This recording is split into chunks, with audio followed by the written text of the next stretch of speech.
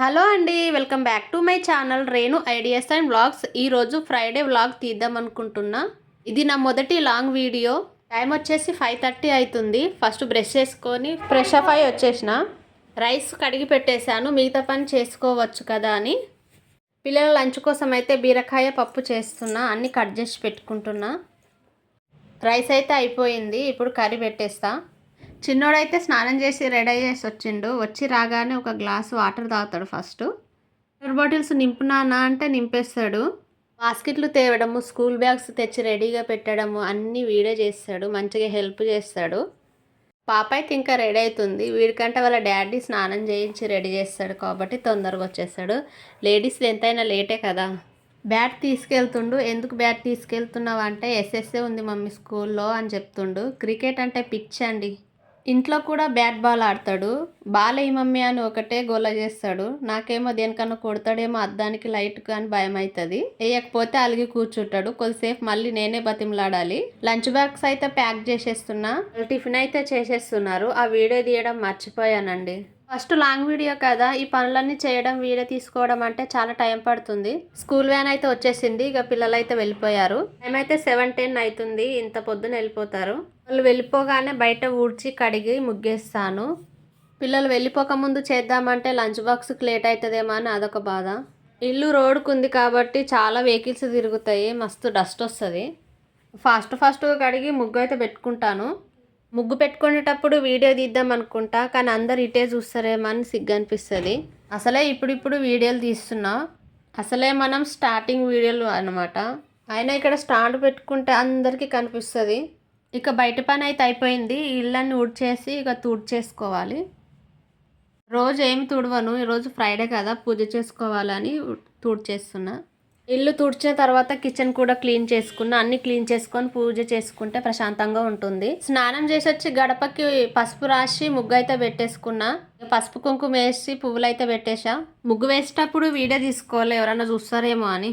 బయట అయిపోగానే ఇంట్లో ఈశాన్య మూలన ముగ్గు వేసి పసుపు కుంకుమ వేసి రాగి చెంబుకు బొట్టు పెడతా. రాగి చెంబులో పసుపు కుంకుమ పువ్వులు వేసి పెడతాను. అక్షింతలు కూడా వేస్తాను. ఇలా చేయడం వల్ల చాలా మంచిదంట. ఇది అక్క వాళ్ళ దగ్గర చూసి నేర్చుకున్నా. దేవుడి పటాలు చెంబు అయితే ముందుగానే కడిగి పెట్టేసుకున్నా. తర్వాత బొట్టు పెట్టి పూలు పెట్టేసి పూజ అయితే చేసుకుంటున్నా. ఏదైనా ప్రసాదం చేసి పూజ చేద్దాం అనుకున్నా, అప్పటికే చాలా లేట్ అయింది. అందుకనే 2 బనానాస్ పెట్టి పూజ చేసుకున్నా.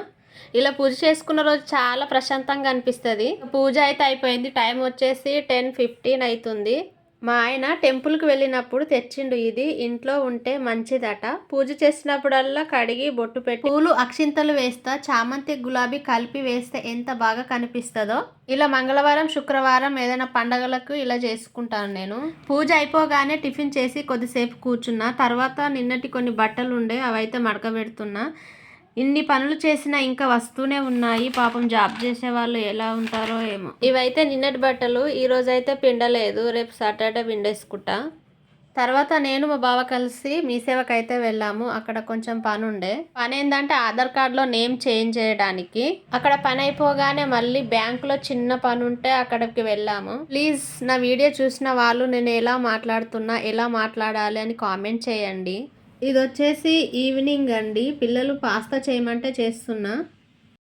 ముందుగా ఒక గిన్నె తీసుకొని 1 కప్పు పాస్తా తీసుకుంటే 3 కప్పుల వాటర్ వేసుకున్నా. దాంట్లో కొంచెం సాల్ట్ వేసిన, కొద్దిగా ఆయిల్ కూడా వేసిన. ఆయిల్ ఎందుకంటే ఒకదానికొకటి అంటుకోకుండా ఉండడానికి. తర్వాత క్యారెట్, క్యాప్సికమ్, టమాటా, పచ్చిమిర్చి, అల్లం వెల్లుల్లి అవన్నీ కట్ చేసి పెట్టుకుంటున్నా. చిన్నగా కట్ చేసుకోవాలి. ఆ లోపు వాటర్ కూడా వేడైనాయి. దాంట్లో పాస్తా వేసిన, ఉడికింది. ఇలా చేత్తోని ఒత్తి చూడాలి.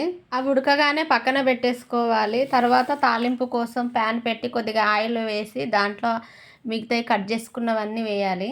తాలింపు చిన్న క్లిప్ మిస్ అయిందండి. ఆనియన్స్ కూడా వేసుకోవాలి. అవి మగ్గాక ఉప్పు, కారం, ధనియాల పొడి, కొద్దిగా టమాటా సాస్ వేసి కలుపుకోవాలి. నేను ఎక్కువగా మసాలా వేయలేదు. కొద్దిసేపు కలుపుకొని ముందుగా ఉడికించుకున్న పాస్తా వేసి కలుపుకోవాలి. సాల్ట్ సరిపోయిందో లేదో చూసుకోవాలి. తక్కువగా ఉంటే ఇప్పుడు వేసుకోవచ్చు. కొత్తిమీర వేసుకోవాలి లాస్ట్లో. నా దగ్గర లేదు కాబట్టి నేను వేసుకోలేదు. వేడి వేడి పాస్తా అయితే రెడీ అయిపోయింది. చాలా టేస్టీగా వచ్చింది. మీరు కూడా ట్రై చేయండి ఒకసారి. పాస్తా, మ్యాగీ ఇలాంటి ఫుడ్స్ ఎప్పుడో ఒకసారి చేసేస్తా. పిల్లలకైతే వేసి ఇచ్చిన.